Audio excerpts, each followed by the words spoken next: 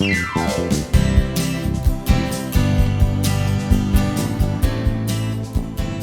are listening to Specifically for Seniors, a podcast designed for a vibrant and diverse senior community. I'm your host, Dr. Larry Barsh. Join me and a lineup of experts as we discuss a wide variety of topics that will empower, inform, entertain, and inspire as we celebrate the richness and wisdom of this incredible stage of life. Here at Specifically for Seniors, we are always on the lookout for stories that will inspire. My daughter Emily met our guest while walking her dogs in the Hollywood Hills. When she told me his story, I asked him to be a guest on Specifically for Seniors. Rick Mader is a longtime runner and Emmy-nominated TV executive living in Los Angeles. He was born in Pinner, England, and grew up in California, New Jersey, and Munich, Germany. A miler in high school, he led it in cross country in college and has run the Grand Canyon twice as a cardiac patient. A heart attack survivor, he has 4 stents in his left anterior descending artery. And for those of you who don't know what the LAD is, it's called the Widowmaker. Mm-hmm. And he has a defibrillator implanted in the side of his chest. He's the author of 6 Hours, Running for My Life in the Grand Canyon. Welcome to Specifically for Seniors, Rick.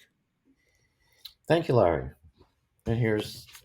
And this is what the book looks like. And not to push it, but it's available in through bookstores, Amazon.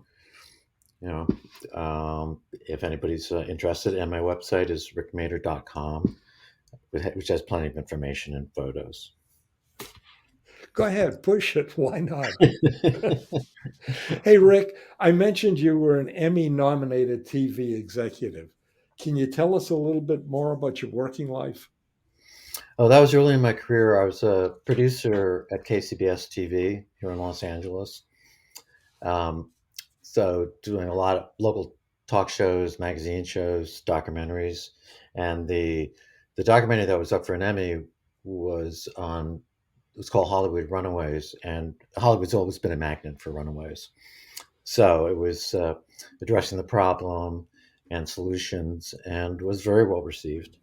And that was a fun part of my career.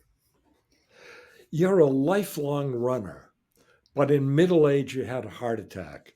Are you comfortable talking about it to the listeners?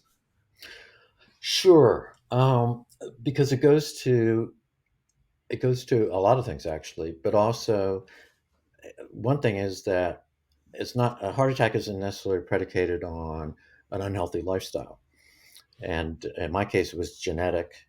I was on a run in 2007 and I had a heart attack and I was shocked. I actually finished the workout walking instead of running. That's a little compulsive. Plus, I couldn't quite believe it, but I felt a sensation in my chest. So it turned out I had a fully occluded LAD. It should have been fatal. But my cardiologist told me that distance running and other sports build up ancillary blood vessels, and there was just enough ancillary blood vessels around the point of the occlusion that I didn't have a massive fatal heart attack. And actually, so I had 3 stents put in and was told I should really hang up my running shoes. Needless to say, that's not what I wanted to hear. Plus, it had just saved my life. So I got a second opinion, and I worked with another cardiologist. We agreed I'd keep it to 10 miles in terms of a maximum running distance, though I went more than that in the Grand Canyon. And I'll just add to that, there's a international group called cardiacathletes.com. They originally started in Australia, but it's a great support group. If there's any listeners that exercise and have been through a heart attack, Cardiac Athletes is similar in that it's various athletes in all sports that, just like me, I was 59 when I had mine. Sometimes they're even in their 30s. People that have cardiac issues early on and want to go back to the sport that they've been doing. So I highly recommend that as a great kind of source of information. People that have been through stents or defibrillator can speak on the subject and support other members. I was going to ask you about that later. I'm glad you brought it up. Uh, your heart attack didn't keep you down, though. No, I worked my way. It took about, I think, a month. I kind of got ahead of the schedule. The schedule was to try a mixture of walking and running.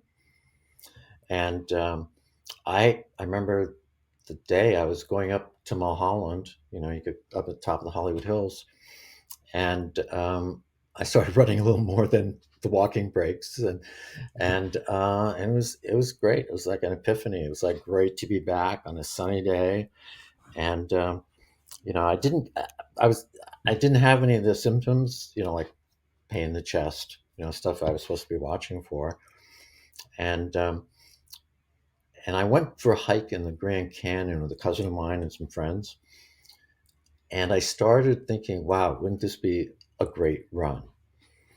Um, and and then I got delayed a year because I flunked a treadmill test going into the run, which I probably took to keep my family happy. My daughters were fairly young at the time and were concerned.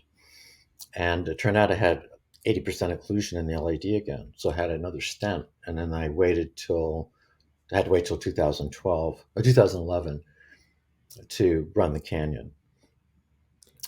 And I come across a online blogger, maybe in his 30s, and he'd done it in under 6 hours. So I arbitrarily picked that as my time goal. So I was going to run it and do it in under 6 hours. It's 17 miles from the South Kaibab Trail down to the Black Bridge, along the Colorado River, Phantom Ranch, you cross the Silver Bridge, and then you do Bright Angel Trail all the way back up to the South Rim, which is really tough. That's that last part of those several miles going up the Bright Angel are incredibly steep. We'll show some slides in a minute. Um, why the Grand Canyon? It was. I was going to joke and say it because it was there. It was really because I went on that hike with my cousin. I had been there years ago, but I'd never gone very far down. And my cousin went every year. So it just, I was a runner. I actually decided to go on ahead and kind of went solo and tried out running on parts of the South Kaibab. So it's just so iconic, and it's a terrific challenge that it just really appealed to me to get out there and kind of, complete the recovery from the heart attack, basically. That's a high risk run, isn't it? Yeah, I get into it in the book. And the older you are, frankly, the more high risk it is. Um, there, I- something like 500 people have died in the Grand Canyon. I actually got into some of the stories. Everything from flash floods to dehydration to falls. I mean, literally, every year there's several stories in the news about really sad stories of people that fall from, say, Uwap Point or one of the other overlooks in the canyon because they're not fenced off. They're natural. Um, there's that.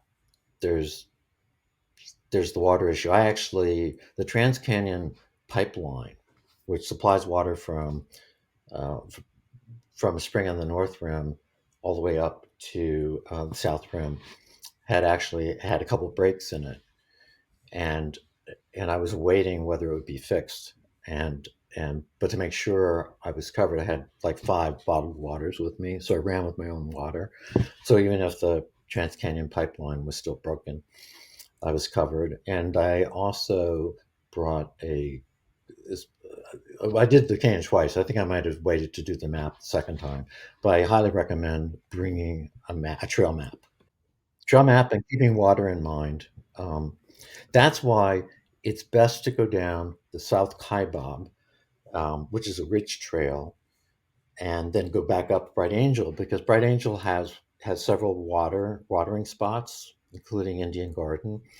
So it makes more sense, go down the South Kaibab, come up where it can get water, because you're near the end of the run. You don't want to get dehydrated. So at Indian Garden, for example, you stop, you can get water. Those aren't the trails, or are they, that the mules take when they go down? Yes, they are. Um, and I mention it in the book because it can hold you up for a bit. They are the trails that like there's mules taking at Phantom Ranch. There's actually a general store, and there's mules that take the trash, and there's a camping area. So there's mule trains that take the trash out. So yes, you can come across a mule train and have to step aside and wait for it to pass. And those paths aren't that wide. It's they're several feet wide, but yeah, I mean it's wide enough, but there's spots where you have a really steep drop, and there's also the issue of what I call in the book cross trail logs. If you have a photo of the Bright Angel Trail or South Kaibab that you want to put up, I think it basically they hold back the dirt. Okay, that's great. That's the South Kaibab. That's looking up towards the South Rim. That's coming down the South Kaibab. That's O'Neill Butte on the right. But if you can see it there, those are logs across the trail to hold the dirt in place. But they get rutted in between. So it's like running through tires on a obstacle course. So it's really tricky, and you absolutely don't want to take a header. You don't want to fall off the trail.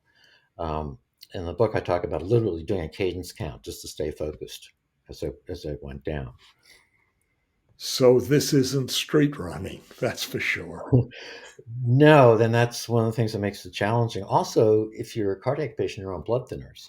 So, frankly, it's really dangerous if you were to fall and hit your head. Yeah. So, if anybody wants to do it, it depends on your age, your conditioning, and of course, there's always hiking or hiking partway down. What time of year did you do it? In the summer, in June, um, it's the best time to do it right before everything gets super hot. Um, Also, in basically from October to end of April, there's snow. The elevation is 7,000 feet on the south rim.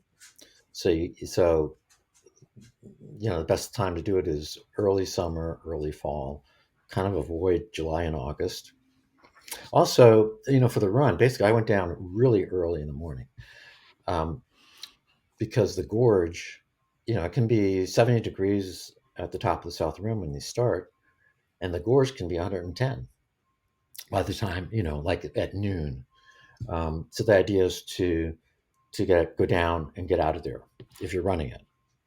Obviously, if you're hiking, there's more flexibility, but it gets incredibly hot down in the gorge.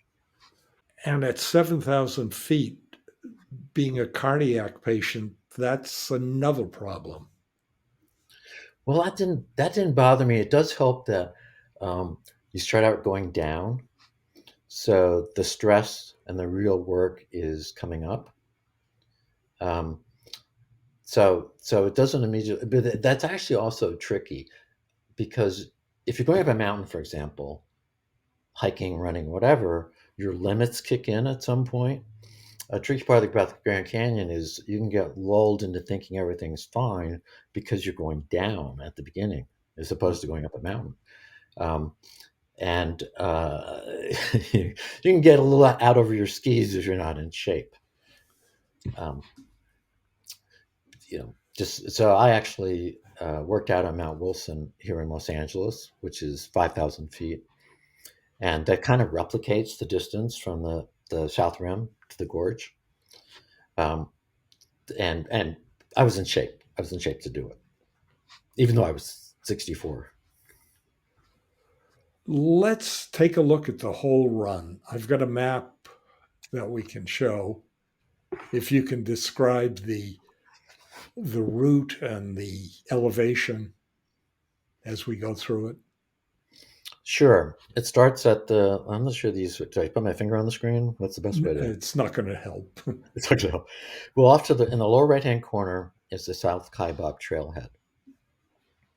And there's black arrows that take it down to Uwa Point, Cedar Ridge. Uwa Point's like, is the first place where you can see out over the whole Grand Canyon. It's marvelous. You just have to be careful. It's very small. Um, a woman did fall from there about 2 years ago. Just a tragic story. It's just, you got to keep your wits about you. So that's Uwa Point down to Cedar Ridge, which is about a mile down. That's kind of an open area. You can take a break if you're just hiking. O'Neill Butte's a big landmark off to the left. And by the way, that's a fascinating character, which I get into in the book. It was named after a guy who was one of Teddy Roosevelt's Rough Riders. And of course, Teddy Roosevelt played a role in the Grand Canyon becoming a national park. Then it's down to Skeleton Point, the tip off, working your way down to the river, which is at the bottom there. And you can see the green follows it to Phantom Ranch. As you mentioned, there's the Black Bridge at the river. That's a place to cross over. There used to be a way trickier, even a suspension bridge before that was built in like the 1920s. There's a Silver Bridge for the way up. That was built in the 1970s. And then the rest of it, Pipe Creek Ravine, Devil's Corkscrew, DePete's Narrows, that's all Bright Angel Trail, Indian Garden. And that takes you up to the South Rim. And by the way, a fascinating angle to this. I took geology as a science requirement in liberal arts college. I never thought it'd be handy for anything until I did the Grand Canyon, until I wrote the book.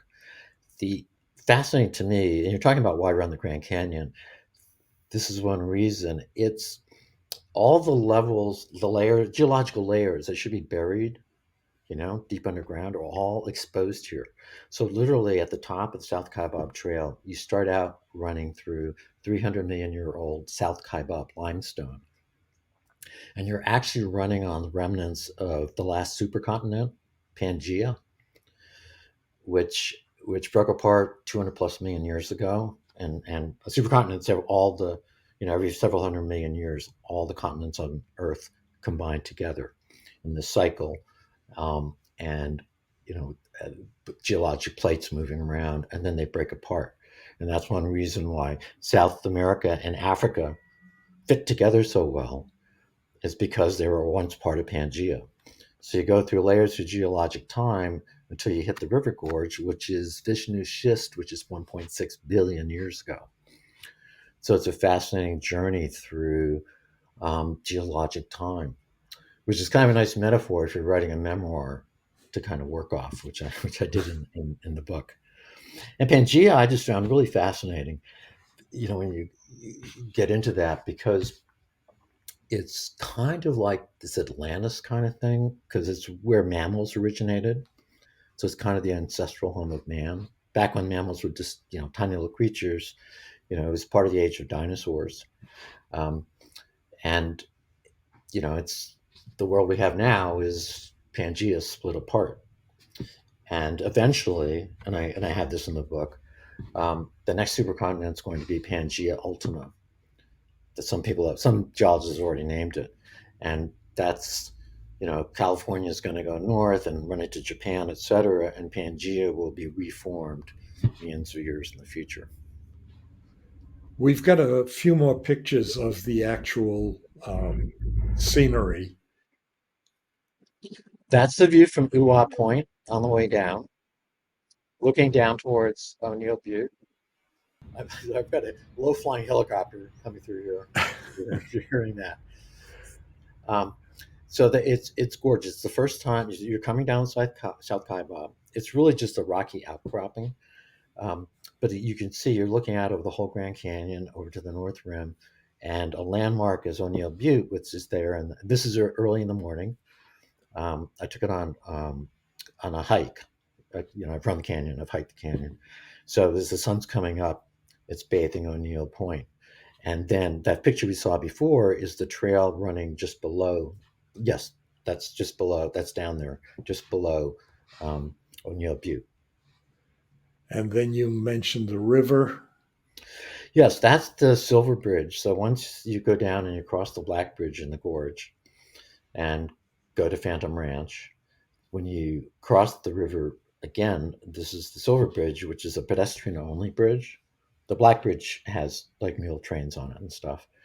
Um, this was built in the 1970s. It carries the Trans Canyon Pipeline, which was built back then. So runs under the bridge and takes water up to the South Rim. So you're at the bottom. That's the Colorado River, and you pick up the river trail on the other side and follow it along until you hit Bright Angel. And that's further up Bright Angel, coming. That's to Pete's Narrows. Um, I mentioned the tricky part about flash floods. You just have to be careful. Um, the the thing that makes it tricky is that flash floods can occur from a rainstorm away from the rim of the canyon, and then the water drains into the canyon. Nothing like that happened on my run, but it can be dangerous, and it's important to pay attention to the weather forecast. But that's gorgeous. That's going up through geologic layers. There's a stream there, and you're working your way back up towards Indian Garden and the South Rim. You accomplished a lot since your heart attack. Do you have any advice you would give to people with physical or medical limitations? It's so obviously you need to consult your doctor. So it's tricky because everyone's so different. But I'm a big advocate of exercise. I went back to running in 1994, and it just really paid off. It literally saved my life, and that's not exaggerating. That's literally what the cardiologist told me. Um, so it's exercise, walking, um, or it's really never too late to run if you do a careful walk and run program. I'll plug somebody else's book. There's there's the best-selling running author in America is Jeff Galloway, who a lot of people probably I think you're going to have heard of, and this is his most recent book, and it's called Running Until You're 100. And he's a former 10,000-meter champion. I actually went to a running camp of his in Lake Tahoe in like 1995. So he's a terrific teacher, and this is a really common sense approach to exercise and running.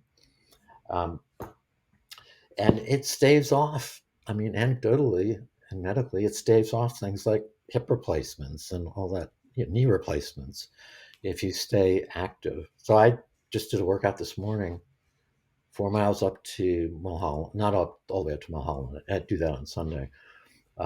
Since the rain's here, took a break. Um, so motivating yourself to get out there, but obviously you need to, like I said, talk to your physician and be careful about it. But it's and it keeps it gets the blood flowing. It keeps your brain working right, keeps your body working right. If you eat reasonably healthy. Um, there are limitations, and the one I had to face was I turned 76 a couple months ago. Is that I'm transitioning from distance running to power hiking mixed in with running, because it's just a fact of life that the body recovers slower. But it's still, walking, though not with a cup of Starbucks, and talking to your friend. Well, talk to your friend, but like brisk walking. I I live in the hills, so it's very easy to go up, and you get a really good workout doing that. Those of us with dogs know Yes, I used to have dogs. Yes, they'll get you out every day. At least twice. And we're in Massachusetts, so in the summer, 3 times a day Huh. when the days get a little warmer and gets light a little later. Um, let's get back to your book for a second. 6 hours. What do you hope the book accomplishes? That that it's I don't want to get too grandiose, but that it's got an inspirational element to it because it's really, life is about living it, moving forward, and that a heart attack doesn't mean it's the end of life as you know it. Um, so I think that's an important takeaway is is staying active, and it helps you overcome medical problems like a heart attack. That basically it didn't come totally out of nowhere, to be honest. I had like a fainting episode climbing stairs like a month earlier, and I literally thought I don't want to know what that was, but you can't ignore symptoms like that. Um, but I would say I think that's and the Grand Canyon is just like an iconic place to visit, whether you're running or hiking.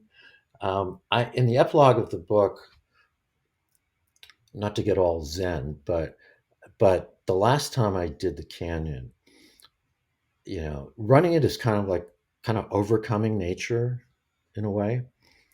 The last time I did it, I hiked solo on a weekday. Almost no people were there.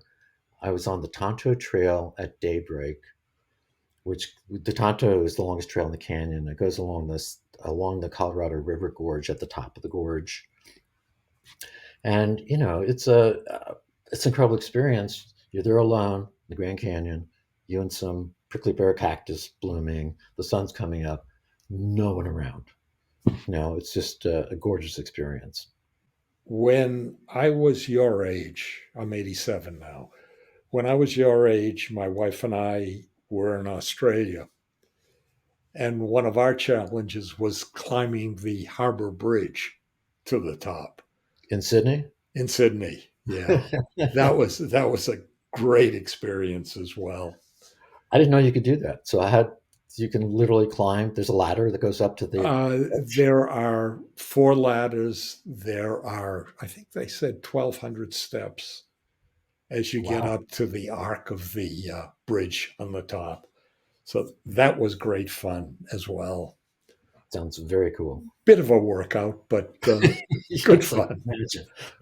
Anything else you'd like to add? We talked about cardiac athletes as an important source. Um, yeah, it's a support group.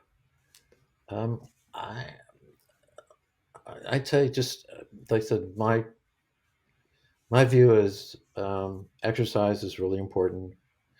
Eating, not being fanatical, but basically eating healthy, keeping red meat to a limit. Limiting red meat. Um, kind of watching your weight, just like living a healthy lifestyle, and not taking no for an answer necessarily. Like the cardiologist that told me after my first 3 stents that it was time to hang up my running shoes. And he said, and I questioned that, and he said, well, maybe just some light jogging, 20 minutes 3 times a week. Um, and, not, I think sometimes people are looking for an excuse not to exercise. I think it's a lot smarter to try to find ways or new ways, like swimming, for example. Great cardio. If you have knee issues, it doesn't put pressure on your knees. It's a great alternative. Cycling, same thing, less pounding. To find ways to keep moving forward because there are a lot of rewards to living a healthier lifestyle, staying active, and finding challenges, whatever that might be. Um, After you leave your full time employment, like you were a dentist, I left television only a month ago, actually. And I have to kind of make my own decisions. I view myself as on sabbatical because I'm working on another book. And then I'll decide what I want to do. Um, but I think it's part of that. finding new challenges in life. If you always wanted to write a novel, forget about running for a minute. I have a novel out. I might as well just give a quick. It's called Beat. It came out a few years ago. Tell us about it, as long as you're holding it up. Okay, Beat was my passion project, which I started formulating many years ago. In a nutshell, it's set in San Francisco, circa 1975-76, and it's a group of 20-somethings, angst-ridden 20-somethings coming out of the end of the counterculture and the anti-war movement and all of that, and looking for ways forward in their life. And it's Ramona Clough. It's been well received, especially up in the Bay Area. I do a lot of promotion up there, in bookstores, on radio. And it was actually written to be a movie, and we'll see what happens there. But it's available on Amazon and through your local bookstore. But so many people have that thought about writing a book, and it's like, my view is go for it.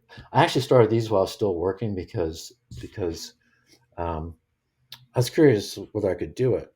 And if you decide you're leaving your job and you're going to write that novel, I think it's good to at least start it before you leave the job.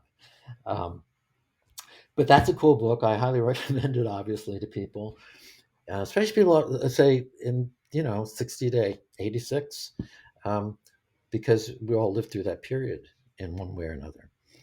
I was, don't want to get off on a big tangent, but I was very involved in the anti-war movement. I was in jail with Abby Hoffman. I was in SDS, all that stuff.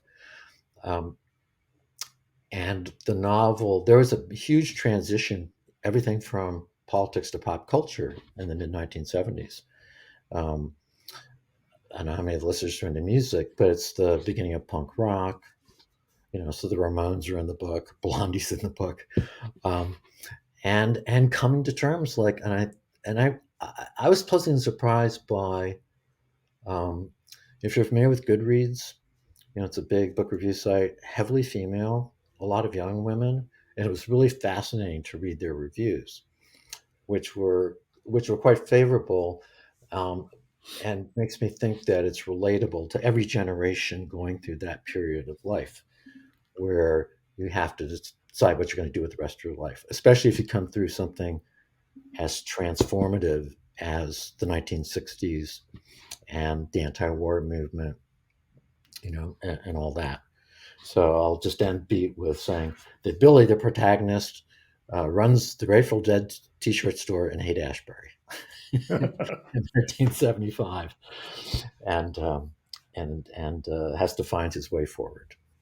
And if it gets to be a movie, will you come back on specifically for seniors and talk about it? Gladly. It's in the hands of some producers. I've got it now that I'm not working full time.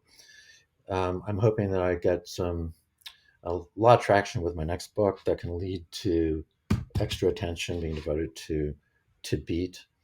Like I said, it was written to be a movie, so that was always in mind. But getting a movie made is its own challenge. So your basic advice is keep going, keep trying new things. Yeah, because and it's really interesting how different everyone is at this point of life. This meaning, say, 65, when people are dealing with retirement. Someone I worked for A&E Lifetime, and so when I was handing back my equipment, like my laptop and my iPhone, the guy that was receiving it is like 63, and he can't wait to retire because he wants to travel. Well, I grew up traveling. We lived in Europe. In my hippie days, like crisscross the United States in my VW bus. So that's not the top thing for me, but for some people it is, and that's travel is their way of moving forward. So I met somebody who actually drove a VW bus. Absolutely, that's it on the cover. That's cosmic. My VW bus. By the way, for any would-be authors out there, it's fascinating because you can actually do cover contests for books now online, and a Serbian artist came up with this cover based on my guidance. But yes, the whole VW bus thing. It was its own adventure. Rick, I was raised on the East Coast in Europe, so I headed for California after college, like San Francisco. Rick, this has been great fun. Thank you Likewise. so much for coming on. Sure. And again, if it becomes a movie, I want to hear from you. Yes, absolutely. You reminded me. I got to get back to trying to make that happen. Thanks again, Rick. Thank you, Larry.